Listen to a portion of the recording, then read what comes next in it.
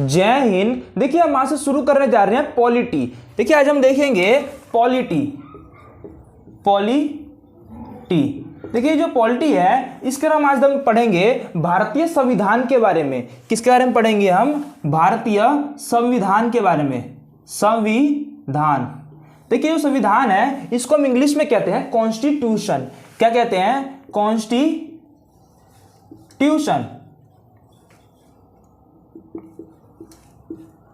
Constitution. देखिए जो संविधान है ये मान चलिए हमारा क्या है? एक किताब है। ये क्या है? एक किताब है। यहाँ पे इसको हम किताब मान लेते हैं। ये क्या है? किताब है। उस किताब का क्या नाम है? संविधान। क्या नाम है इस किताब का? भारतीय संविधान। देखिए जो संविधान है, संविधान के अंदर क्या है? देखिए पहले संविधान का जो मतलब समझते हैं हम। ये जो संविधान का मतलब जो होता है, संविधान में जो सम है, सम का मतलब होता है बराबर, और विधान का मतलब होता है नियम कानून, यानी सबके लिए बराबर नियम कानून। हम भारत में रह रहे हैं, किसी भी देश को चलाने के लिए उस देश का अपना एक संविधान होना अति आवश्यक है, जिसके जरिए जो है उसका देश उसका जो देश चलता है। तो हम ये संविधान के बारे में समझेंगे। देखिए जो संविधान है, यानी जो संविधान का ये जो हमारा बुक है, ये संविधान, यानी जो संविधान का जो बुक है इसके अंदर 22 भाग है। क्या है? 22 भाग है। यानी जो बुक है हमारी ये 22 भागों में बटी हुई है। कितने भागों में बटी है ये? 22 भागों में। 22 भाग में। 22 भाग यानी हमारा जो बुक का जो चैप्टर होता है, यानी जो चैप्टर होते हैं, यानी हमारे ये लेसन के रूप में, ये जो भाग है हमारे वो लेसन के रूप में कार्य करता है। किसके रूप में? लेसन के रूप में कार्य करता है। यानी हमारा जो संविधान, यानी जो हमारा भारतीय कॉन्स्टिट्यूशन का जो बुक है, किताब है, उसके अंदर जो हमारे 22 भाग है, यानी 22 लेसन है। इसके अलावा ये जो लेसन है इसके अंदर जो हमारे अनुच्छेद हैं, कितने अनुच्छेद है? 395। कितने अनुच्छेद है इसके अंदर? 395 क्या हमारे? अनुच्छेद है। अनुच्छेद है। तो 395 अनुच्छेद जो हमारे संविधान के अंदर है, क्या है हमारा? हमने क्या देखा कि हमारा जो संविधान है उसके अंदर हमारे 22 लेसन है, यानी 22 भाग है। और ये जो 22 भाग है इसके अंदर कितने हमारे? जो 395 क्या हमारे? अनुच्छेद है। अब देखिए जो अनुच्छेद है, हम जो भारत के जो नागरिक है, यानी हम भारत के जो नागरिक है, हम भारत के अंदर जो रहकर कोई भी कार्य करते हैं तो उस सबकी चर्चा किसके अंदर की गई? हमारे अनुच्छेद के अंदर। यानी जो 395 जो अनुच्छेद है इसके अंदर जो है इसकी चर्चा की गई है। जो 395 यानी हम अनुच्छेद के तहत जो हम कार्य कर रहे हैं। और जैसे ही हम अपराध करते हैं, हम कोई क्राइम करते हैं, मान चलिए हमने किसी को गोली मार दी। क्या कर दी? हमने उसको गोली मार दी। तो हमें क्या करते हैं? पुलिस जो हमें लेके जाती है, हमें पुलिस क्या करती है? पकड़ के लेके जाती है। जो पुलिस पकड़ के ले जाती है तो वो किसके तहत लेके जाती है? आईपीसी के तहत। किसके तहत पकड़ के ले जाती है पुलिस हमें? आईपीसी के तहत। यानी आईपीसी को हम क्या कहते हैं? Indian penal code. क्या कहते हैं? Indian penal code. और इसको हम हिंदी में कहते हैं भारतीय दंड संहिता। क्या कहते हैं हम आईपीसी को? भारतीय दंड संहिता। अब ये जो आईपीसी है इसके अंदर क्या होते हैं? धारा होती है हमारी। क्या होती है? धारा। इसको हम धारा को इंग्लिश में कहते हैं सेक्शन। क्या कहते हैं इसको इंग्लिश में? सेक्शन। यानी आपने किसी को मान चलिए आपने किसी को गोली मार दिया, ठीक है, आपने क्या कर दिया? किसी को गोली मार दिया, तो पुलिस जो है आपको धारा 302 के तहत जो है पकड़ के ले जाएगी। किसके तहत? धारा 302 यानी सेक्शन 302 के तहत आपको पुलिस पकड़ के ले जाएगी। तो उसको हम कहते हैं आईपीसी। अब देखिए जो आईपीसी है, ये आईपीसी है, इसको पारित किया गया था 6 अक्टूबर को। कब किया गया था पारित? 6 अक्टूबर 1860 को। यानी अंग्रेजों के टाइम जो है इसको लाया गया था। ठीक है, ये 6 अक्टूबर को क्या है? इसको पारित किया गया था। पारित यानी इसको गठन किया गया था। और इसको जो भारत के अंदर लागू किया गया था, लागू कब किया गया था? इसको लागू किया गया था 1 जनवरी को। 1 जनवरी 1862 को। 1 जनवरी 1862 को आईपीसी को जो है लागू किया गया था। इसको पारित करने की तिथि कब थी? 6 अक्टूबर 1860 को। तो हमने आईपीसी के बारे में क्या समझा? आईपीसी को कहते हैं इंडियन पिनल कोड, और हिंदी में कहते हैं भारतीय दंड संहिता। यानी जो आईपीसी हमने क्या समझा कि आप कोई क्राइम करते हैं तो पुलिस जो है आपके ऊपर धारा लगाती है। यानी धारा जो है किसके तहत? आपने कई बार सुना होगा पुलिस ने उसके ऊपर क्या है? धारा लगा दिया। यानी आईपीसी के तहत जो ये धारा लगा दिया। तो आपने कोई क्राइम किया तो पुलिस कौन सी धारा लगाती है? आईपीसी के तहत जो है धारा लगाती है। तो इसके अंदर धारा कितने होते हैं इसके बारे में आगे अभी हम विस्तार से चर्चा करेंगे। इसके अलावा देखिए पुलिस आईपीसी के तहत पकड़ के ले जाती है। इसके अलावा क्या होता है इसके अंदर? सीआरपीसी। आईपीसी के बाद क्या आता है हमारा? सीआरपीसी। अब पुलिस जो है लेकर आपको कहां जाएगी? कोर्ट में लेके जाएगी, पुलिस कहां लेके जाएगी आपको? कोर्ट के अंदर। कोर्ट के अंदर हमारे कौन होते हैं? जज होते हैं, ठीक है। कोर्ट के अंदर क्या होता है? जो जज होते हैं। तो जज जो आपको फैसला सुनाते हैं, आपको जो भी फैसला सुनाएंगे, कोई भी दंड देंगे, आपको सजा सुनाएंगे, तो किसके तहत सुनाएंगे? सीआरपीसी के तहत। तो हमने क्या देखा कि कोर्ट में जो जज साहब जो हमारे सजा सुनाते हैं वो सीआरपीसी के तहत जो है आपको सजा सुनाएंगे या फिर माफ करेंगे, जो भी फैसला सुनाएंगे अपना, वो सीआरपीसी के तहत सुनाएंगे। कौन? हमारे जो जज साहब हैं वो सीआरपीसी के तहत जो है हमारे ऊपर फैसला सुनाते हैं। उसके अलावा जो पुलिस हमें पकड़ती है वो किसके तहत पकड़ती है? आईपीसी के तहत। तो हमने आईपीसी और सीआरपीसी हमने समझ लिया। तो देखिए, तो हमने ये देखा, तो हमने क्या देखा कि जो हमारा जो संविधान है इसके अंदर क्या है? हमारे टोटल 22 भाग है, यानी 22 लेसन है। इसके अलावा जो इसके अंदर जो है भाग के अंदर हमारे क्या है? 395 अनुच्छेद है। तो 395 अनुच्छेद को इंग्लिश में कहते हैं आर्टिकल। क्या कहते हैं? आर्टिकल जो है हमारे कितने होते हैं? 395, 395। देखिए, भाग और अनुच्छेद के अलावा जो है इसके अंदर हमारे अनुसूची होती है। क्या होती है? अनुसूची हमारी कितनी है? प्रेजेंट टाइम में जो हमारी अनुसूची कितनी है? 12 अनुसूची है। और इससे पहले जो शुरुआत में हमारी जो अनुसूची थी वो 8 थी। शुरुआत में हमारी अनुसूची कितनी थी? 8 अनुसूची थी। और प्रेजेंट टाइम में हमारी सूची जो है बढ़कर कितनी हो गई है? 12 क्या है ये? अनुसूची। तो हमने क्या देखा, जो हमारा संविधान है यानी जो हमारा किताब है संविधान, ये तो इसके अंदर क्या है? हमारे 22 भाग है और 395 हमारे अनुच्छेद है। इसके अलावा क्या है? इसके अंदर 12 अनुसूची है। पहले अनुसूची कितनी थी हमारी? पहले थी हमारी 8 अनुसूची और प्रेजेंट टाइम में हमारी कितनी बढ़ के हो गई है? 12 अनुसूची हो गई है। तो देखिए, इन तीनों ये जो हमारा किताब है इसमें हम इन सब के बारे में बिल्कुल डिटेल से चर्चा करेंगे, लेकिन इसमें सबसे पहले हम देखेंगे जो सबसे कम है उसके बारे में हम चर्चा करेंगे। तो देखिए, सबसे कम हमें क्या दिखाई दे रहा है? अनुसूची। तो अनुसूची हमारे कितने टोटल हमारे 12 अनुसूची है। तो हम पहले अनुसूची को खत्म कर देते हैं, उसके बाद हम भाग और ये अनुच्छेद को देखेंगे। तो देखिए, हम देखेंगे अनुसूची के बारे में। पहले क्या देखेंगे हम? अनुसूची के बारे में। अनुसूची, तो हमने देखा था हमारी अनुसूची कितनी थी? 12 थी। प्रेजेंट में हमारी अनुसूची कितनी है? 12 है। तो देखिए, जो हमारी अनुसूची 1 है यानी जो पहला अनुसूची है, पहला अनुसूची के अंदर क्या कहता है? जो पहला अनुसूची है इसके अंदर क्या है कि जो भारत है, क्या है? भारत जो है राज्यों का संघ है। भारत क्या है? राज्यों का एक संघ है, ठीक है। अनुसूची 1 में क्या कहा गया है? भारत जो है राज्यों का संघ है, जिसके अंदर 28 जो है राज्य हैं। क्या है? 28 हमारे राज्य हैं। इसके अलावा जो है इसके अंदर 8 जो है हमारे केंद्र शासित प्रदेश है। 8 क्या? हमारे केंद्र शासित प्रदेश है, जिसको हम इंग्लिश में कहते हैं यूटी का फुल फॉर्म, यानी इसको पूरा विस्तार में देखें तो यूनियन टेरिटरी। क्या कहते हैं इसको? यूनियन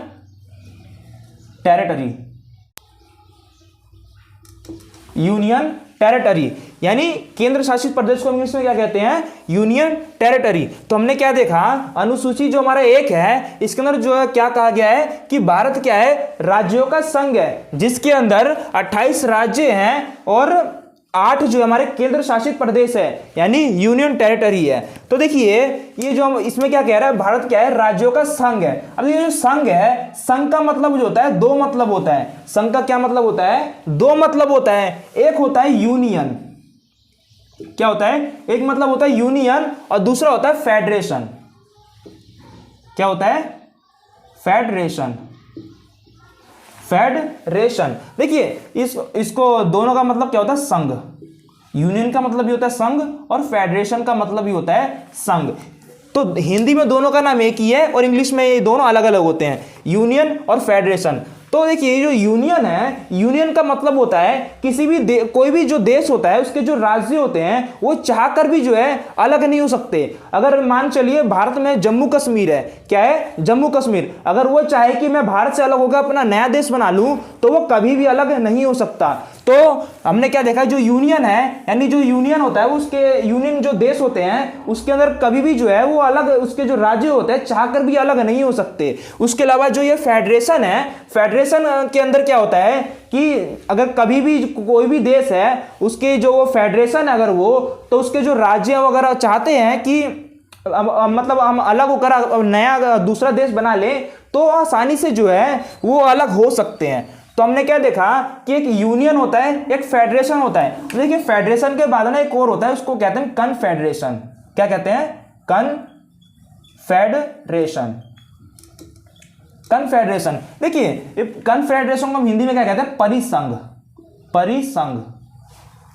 देखिए हमने क्या देखा कि यूनियन का मतलब होता है कि कोई भी देश है उसका जो राज्य जो होते हैं वो चाहकर भी जो है अलग नहीं हो सकते, यानी चाहकर भी अपने देश जो है अलग नहीं बना सकते, तो ये विभाजित नहीं हो सकते। ये किसके अंदर था? यूनियन के अंदर हमने देखा। और फेडरेशन का मतलब होता है कि वो विभाजित हो सकते हैं, लेकिन विभाजित तो हो सकते हैं बट उसके उनके लिए क्या है, कुछ कंडीशंस होता है उनके ऊपर अप्लाई की जाती है, जिससे थोड़ा जो है मुश्किलों का सामना करना पड़ता है अपना अलग देश बनाने के लिए फेडरेशन के अंदर। लेकिन जो कन्फेडरेशन होता है ये होता है बिल्कुल आसानी से जो है वो विभाजित हो जाते हैं, ये बिल्कुल छोटे टुकड़ों में जो अपने देश जो है बंट सकते हैं, जब चाहे किसी अपने देश से जो है निकलकर अपना अलग देश जो है बना सकते हैं, जिसको हम कहते हैं कन्फेडरेशन। इसका एग्जांपल है सार्क आसियान, जो कि काफी छोटे छोटे टुकड़ों में जो है विभाजित हो गए थे।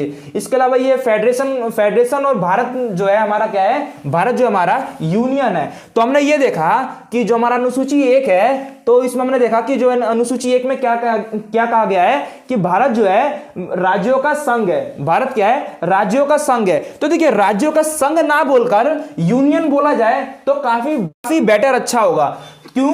क्योंकि यूनियन का मतलब होता है कि वो यूनियन का मतलब होता है कि वो कभी भी उसके जो भारत के जो राज्य हैं वो चाहकर भी जो है अलग नहीं हो सकते, तो इसलिए हम इसको यूनियन जो बोले तो अच्छा रहेगा। तो हमने देखा कि भारत जो है राज्यों का संघ है, ये किसमें दिया गया है? हमारे अनुसूची 1 के अंदर। तो देखिए 1 देख लिया हमने, और इसके अलावा जो 2 है, 2 के अंदर क्या कहा गया है? इसमें वेतन की चर्चा की गई है। किसकी? वेतन। हमारे जो नेता है, हमारे जो जितने भी गवर्नमेंट जो भी है, सबके नेता की चर्चा की, जो उनके वेतन, जो सैलरी की जो चर्चा की गई है वो किसके अंदर चर्चा की गई है? हमारे अनुसूची 2 के अंदर। इसके अलावा जो 3 है हमारा अनुसूची 3 का शपथ की चर्चा की गई है। किसकी चर्चा? शपथ की। आपने कई बार देखा होगा कि किसी भी राज्य में जब चुनाव होते हैं तो हमारे जो नेता जो बनते हैं वो क्या करते हैं? शपथ लेते हैं। क्या करते हैं? वो शपथ लेते हैं। तो शपथ जो लेते हैं, जो लाइन, जो वर्ड्स जो बोलते हैं उसमें शपथ लेते समय, वो सबकी जो उसके बारे में किसको क्या क्या बोलना है, वो सबके सब किसके बारे में चर्चा की, उसकी चर्चा कहाँ पे की गई है? अनुसूची 3 के अंदर। किसकी चर्चा की गई है? शपथ के बारे में। इसके अलावा जो हमारा अनुसूची 4 है, अगला क्या था हमारा? अनुसूची 4। इसके अंदर क्या है? राज्यसभा की सीटें। राज्यसभा की सीटों की चर्चा की गई है। राज्यसभा की सीट के बारे में किसके अंदर चर्चा की गई है? हमारी अनुसूची 4 के अंदर। अब देखेंगे, अब कई बार क्या होता है कि आपने चुनाव देखा होगा टीवी में, लाइव कई बार देखते हैं, चुनाव के अंदर देखते हैं, आपने कई बार सुना भी होगा, न्यूज़पेपर में आपने ये भी पढ़ा होगा कि मतलब इस पार्टी को इतने जो है सीट मिली है। क्या मिली है? सीटें मिली है। तो ये जो सारी सीटें जो होती है अलग अलग राज्यों की क्या है? अलग अलग सीटें होती हैं। तो उसी प्रकार जो ये अलग अलग राज्यों की जो अलग अलग जो सीटें होती है, कितनी सीटें किस राज्य में, उन सबकी चर्चा जो है हमारी अनुसूची 4 के अंदर की गई है। तो ये हमारे 4 अनुसूची हो गया। अब आता है हमारा अनुसूची 5।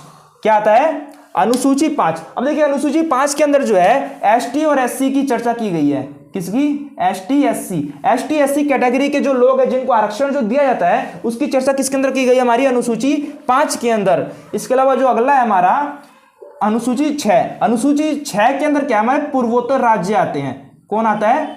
पूर्वोत्तर राज्य। इसके अंदर कितने पूर्वोत्तर राज्य के अंदर जो है हमारे 4 देश आते हैं। कितने देश आते हैं हमारे? 4। इनमें कौन कौन आता है? असम, दूसरा था हमारा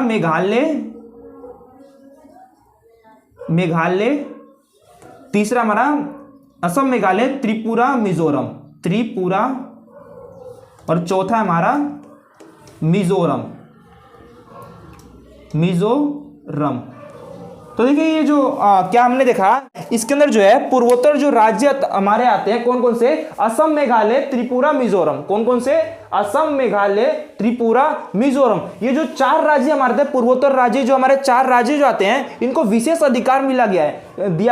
क्या दिया गया है? विशेष अधिकार। विशेष अधिकार देखिए किसी को किस लिए दिया जाता है? मान के चलिए हमारे जो डेवलप्ड कंट्री है, वो हमारी जो डेवलप्ड जो सिटी है हमारी, जैसे दिल्ली हो गया, मुंबई हो गया, राजस्थान हो गया, कोलकाता हो गया, इनको क्या विशेष अधिकार देने की आवश्यकता है? नहीं है। क्यों? क्योंकि ये पहले से डेवलप है। और वहीं हम देखेंगे जो कुछ कंट्रीज जो कुछ राज्य जो होते हैं हमारे, वो काफी जो है पिछड़े वर्ग में आते हैं। क्या आते हैं? काफी पिछड़े वर्ग में आते हैं। जैसे उनके वहां पे जो होता है काफी जो बाढ़ की समस्या जो है काफी अधिक होती है, वहां पे वन जो जंगल होते हैं ज्यादा होते हैं, तो विकास करने में उनको क्या होती है? दिक्कत आती है। तो इसलिए उनको क्या है, कुछ विशेष अधिकार का जो है दर्जा दिया जाता है सरकार की तरफ से। तो ये जो विशेष अधिकार की जो चर्चा की गई है वो किसके अंदर की गई है? हमारी अनुसूची 6 के अंदर क्या की गई है? पूर्वोत्तर राज्यों के बारे में, जिसके अंदर हमारे कौन कौन से राज्य आते हैं? हमारे 4 आते हैं। कौन कौन से? असम, मेघालय, त्रिपुरा और मिजोरम।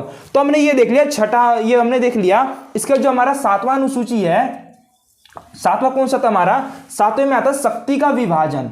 7 में क्या आता है? शक्ति का विभाजन।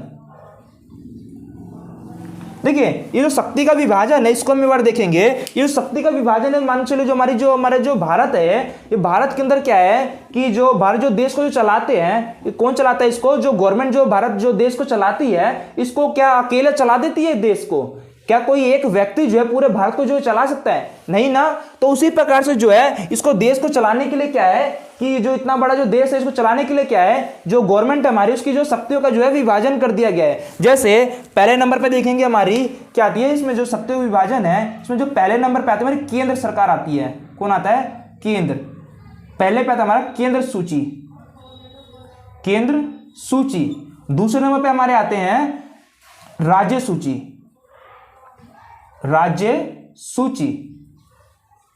देखिए केंद्र सूची के अंदर कौन आता है हमारे? जैसे हमारे जो प्रेजेंट टाइम में कौन है हमारे केंद्र के हमारी जो प्रेजेंट टाइम में कौन है हमारे? नरेंद्र मोदी है। कौन है? नरेंद्र मोदी। कौन है? प्रधानमंत्री। यानी ये क्या है? हमारी केंद्र सरकार है इस टाइम में, उनकी जो है केंद्र सरकार है। तो उनके अंदर जो हमारी क्या आती है? केंद्र सरकार आती है। इनका कार्य क्या होता है? इनका कार्य होता है पूरे संपूर्ण जो भारत है हमारा, उनका देखरेख करना जो होता है इनका कार्य होता है। इसके अलावा जो है राज्य जो होते हैं हमारे, राज्य सूची के अंदर आते हैं जो राज्य होते हैं, अलग अलग जो राज्य, उनकी जो अलग अलग जो सरकारें होती हैं, जो राज्य के जो सीएम होते हैं, उनका कार्य होता है राज्य सूची को है, राज्य सूची के अंदर होता है, वो लोग आते हैं। तो वो क्या करते हैं? राज्य को देखते हैं। इसके अलावा आता है हमारा एक समवर्ती सूची। क्या आता है? समवर्ती सूची। अब देखिए हमने केंद्र सूची, राज्य सूची देख लिया। अब समवर्ती सूची का मतलब होता है इसके अंदर जो है केंद्र और राज्य सरकार दोनों का वो जो होता है इसके अंदर जो है हस्तक्षेप होता है। किसके अंदर? समवर्ती सूची के अंदर। इसके अंदर जो होता है दोनों के पास जो है शक्तियां दी गई है। अब देखिए जो केंद्र सरकार है इसके बाद टोटल जो है 100 विषय हैं। कितने विषय हैं? टोटल 100 विषय हैं। इसके अलावा जो ये राज्य सरकार है इसके अंदर कितनी? पहले जो है 66 विषय थी, अब उसे छीनकर जो है उससे ले लिया गया। अब है इनके पास 61 विषय जो है बची हैं। कितनी? 61 विषय हैं। पहले कितनी थी? 66 विषय थी, इसमें 5 जो है इसमें से निकालकर जो है समवर्ती सूची के अंदर डाल दी गई हैं। कितनी डाल दी गई हैं? 5 जो है इसमें से लेकर इसके अंदर डाल दी गई हैं। तो इसके अंदर जो है प्रेजेंट टाइम में जो है पहले जो इसके 47 थी और अब है 52 जो है विषय हैं। कितने विषय हैं? 52 विषय किसके अंदर है? समवर्ती सूची के अंदर। समवर्ती सूची को कौन चलाता है? केंद्र और राज्य सरकार जो है दोनों चलाती है। अब देखिए ये जो केंद्र सरकार है, ये इनके अंदर क्या क्या चीज आती है? जैसे हवाई हो गया, हवाई अड्डा हो गया, हवाई सफर के बारे में जो भी नियम कानून बनाना है वो कौन बनाती है? हमारी केंद्र सरकार बनाती है। जैसे मुद्रा हो गया, बैंकिंग हो गया, सैनिक हो गया, सैनिक को कौन चलाता है? उनको आदेश कौन देता है? हमारी केंद्र सरकार। यानी जो जितनी बड़ी बड़ी चीजें होती हैं उनको कौन देखता है? हमारी केंद्र सरकार देखती है। इसके अलावा जो राज्य सरकार जो होती है वो राज्य में जो छोटी मोटी चीजें होती हैं, जैसे बाढ़ पर नियंत्रण हो गया और जैसे पुलिस प्रशासन हो गया, वो किसके अंदर आता है? हमारे इसके अंदर आता है। शिक्षा हो गया, तो ये सारी चीजें इसके अंदर आती है। और समवर्ती के अंदर होता है जिसके अंदर दोनों के अंदर आती है, जैसे जनसंख्या नियंत्रण, इसका कानून दोनों सरकार बना सकती है। कौन कौन? केंद्र और राज्य सरकार दोनों के अंदर आता है। अब देखिए ये 3 है, 3 का एक और चौथा आता है। एक चौथे को हम कहते हैं अपशिष्ट सूची। अपशिष्ट सूची इतना इंपॉर्टेंट नहीं है, लेकिन फिर भी सुन लीजिएगा। अपशिष्ट सूची जो है उसका मतलब समझते हैं। देखिए हमारा जो संविधान है, भारतीय संविधान, वो लागू कब हुआ था? 26 जनवरी को। कब हुआ था लागू? 26 जनवरी 1950 को। हमारा संविधान कब लागू हुआ था? 26 जनवरी 1950 को। तो 26 जनवरी 1950 को जब हमारा संविधान लागू हुआ था, उसके बाद से जितने भी नए नए नियम जो कानून आए हैं वो सबके सब किसके अंदर आते हैं? हमारे अपशिष्ट सूची, जो हमारा चौथा जो सूची है इसके अंदर, उसके अंदर जो आते हैं हमारे नए नए नियम कानून। मान के चलिए जो साइबर क्राइम, क्या है, साइबर क्राइम। साइबर क्राइम क्या है, हमारा जो 1950 में उस टाइम क्या है, नेट का जो जमाना था उस टाइम, तो इंटरनेट का जो जमाना तो था नहीं उस टाइम, तो उस टाइम क्या साइबर क्राइम भी जो है नहीं हुआ करते थे। लेकिन अब जैसे जैसे जो आगे जो हम बढ़ते गए तो क्या है, इंटरनेट का जो जमाना है और साइबर क्राइम जो है बढ़ते गए। तो साइबर क्राइम के अंदर क्या है कि इसके ऊपर कोई नियम कानून जो हमें बनाना होगा तो कौन बनाएगी, हमारी केंद्र सरकार बनाएगी। कौन बनाएगी, केंद्र सरकार। तो जो नए नए जो चीजें आई है सब किसके अंदर डाल दिया गया है, अपशिष्ट सूची के अंदर डाल दिया गया है। और अपशिष्ट सूची को कौन चलाता है, केंद्र सरकार, अपशिष्ट सूची। ठीक है, तो ये हमने देख लिया अपशिष्ट सूची के बारे में। अपशिष्ट सूची के अंदर देखिए हमने क्या देखा कि जो नई नई जो चीजें आती हैं, जैसे हमने देखा कि जो साइबर क्राइम हो गया, इसके अलावा आर्टिफिशियल इंटेलिजेंस हो गया, जिसके ऊपर कई सारे हमने कई बार खबर सुनी होगी, इसके जरिए जो है क्राइम होते हैं। तो उसके ऊपर कोई नियम कानून जो बनाना है कौन बनाएगा, हमारा केंद्र सरकार बनाएगी। और वो किसके अंदर डाला गया, हमारा अपशिष्ट सूची के अंदर। तो हमने ये देख लिया 7वां अनुसूची के, हमने देख लिया ये 7वें अनुसूची में क्या, हमारा शक्तियों का विभाजन हमने देख लिया। कितने भागों में बांटा गया, हमारा 4 भागों में। कौन कौन से, केंद्र सूची, राज्य सूची, समवर्ती सूची, केंद्र सूची, और लास्ट चौथा क्या था हमारा, चौथा जो हमारा अपशिष्ट सूची है। अपशिष्ट सूची के अंदर जो है कोई विषय जो है डिफाइन नहीं किया गया, क्योंकि जो भी नए नए जो आते हैं सबसे जो है उसी के अंदर हमारे जो जाते हैं। तो केंद्र सूची के अंदर कितने विषय हैं, 100 विषय हैं। और राज्य सूची के अंदर पहले थे 66 और अब कर दिए गए 61। और जो 5 जो छीनकर जो है समवर्ती में डाल दिया गया है, किसके अंदर, समवर्ती के अंदर। और समवर्ती के अंदर पहले 47 थी और जो 5 इसमें प्लस हो गई तो हमारी कितनी हो गई, 52 जो हो गई, पूरी 52 जो है विषय जो किसके अंदर आ गई है, समवर्ती सूची के अंदर। तो हमने ये 7 हमने देख ली, 7 अनुसूची हमने देख ली। अब आती है हमारी 8वीं अनुसूची। देखिए जो हमारी 8वीं अनुसूची है इसके अंदर भाषा के बारे में चर्चा की गई है।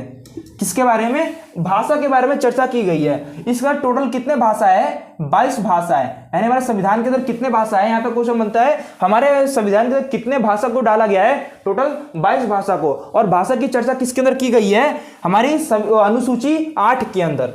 अब देखिए ये हो गया हमारा जो 9वें नंबर पे आता है, 9वें नंबर पे क्या आता है, भूमि सुधार। क्या आता है, भूमि सुधार, भूमि सुधार। 9वें नंबर पर हमारा क्या आता है, भूमि सुधार। अब देखिए भूमि सुधार जो है हमारा संविधान के पहला संशोधन के तहत आया था। कौन सा, पहला संशोधन,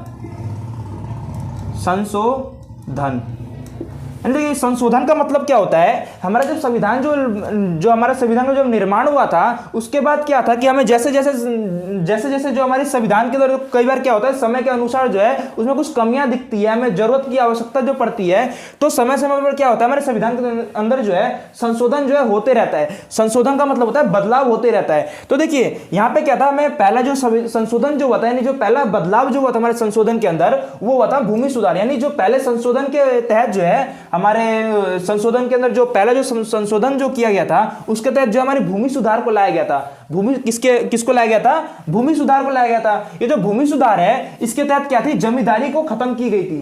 किसको खत्म की गई थी, जमींदारी को खत्म की गई थी। और ये जमींदारी खत्म करने का क्या मतलब है, जब देश आजाद हुआ था शुरुआत में, तो क्या करते थे कि जो जैसे मान चलो कोई एक व्यक्ति हुआ करता था जिसके पास जो है 1-2 किलोमीटर तक जो है जमीन उसके नाम हुआ करती थी। क्या होता था, एक व्यक्ति के पास क्या होता था, 2-2 किलोमीटर 3-3 किलोमीटर पूरा जो है उसका ही जमीन हुआ करता था।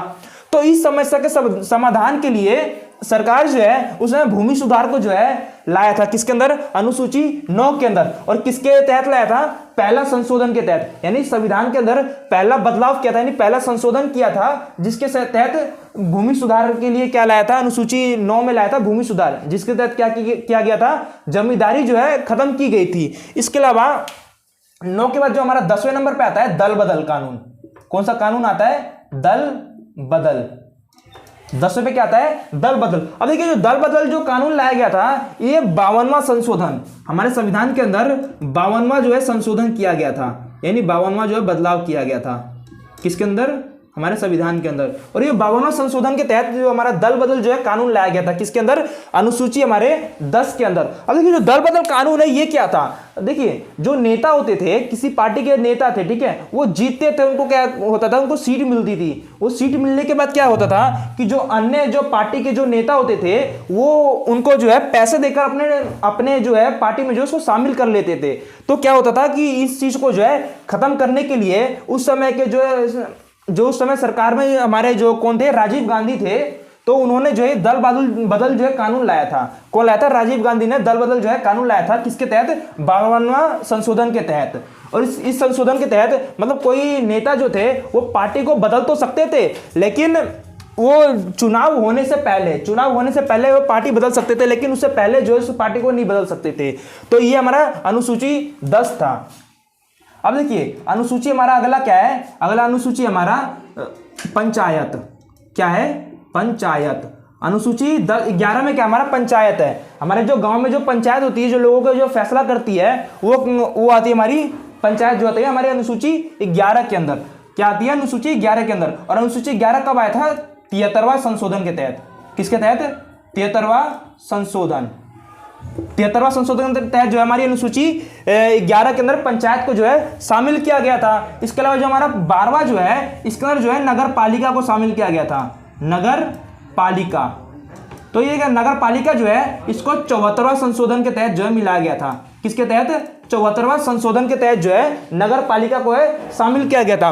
पंचायत जो है गांवों के लिए जो है, गांव के जो लोगों की समस्या सुनने के लिए जो है पंचायत को शामिल किया गया था। किसके तहत? 73वां संशोधन के तहत। और जो नगर में जो लोग रहते थे उसके लिए जो शामिल किया गया था नगर पालिका, यानी नगर पालिका को 74वां संशोधन के तहत। नगर पालिका का काम था, मान चलिए आपके गली में है, गली में क्या है, नाली का जो ढक्कन खुल रहा है, क्या है, ढक्कन खुल रहा है, तो उसके लिए क्या आप सीधा विधायक के पास जाएंगे? क्या करेंगे आप? सीधा प्रधानमंत्री के पास या सीधा वो सीएम के पास जाएंगे? नहीं ना। तो उसके लिए क्या है, नगर पालिका छोटे मोटे जो समस्याओं का समाधान करने के लिए पंचायत और नगर पालिका को जो है हमारे संविधान के अंदर लाया गया था। तो ये जो पंचायत और नगर पालिका लाया गया था, ये कब लाया गया था? 1993 में। कब लाया गया था? 1993 में। तो देखिए हमने क्या देख लिया? हमने अनुसूची जो हमारी अनुसूची टोटल कितनी है? 12 अनुसूची है। इसको हमने बिल्कुल डिटेल से देख लिया। कितनी अनुसूची? हमने टोटल जो है पूरी 12 अनुसूची जो है हमने बिल्कुल डिटेल से हमने देख लिया। तो अगर आपको यहाँ पे कोई भी डाउट है, कोई भी क्वेश्चन है, तो आप हमसे कमेंट बॉक्स में पूछ सकते हैं। तो आज के लिए बस इतना ही रखते हैं। मिलते हैं नेक्स्ट वीडियो में, तब तक के लिए जय हिंद।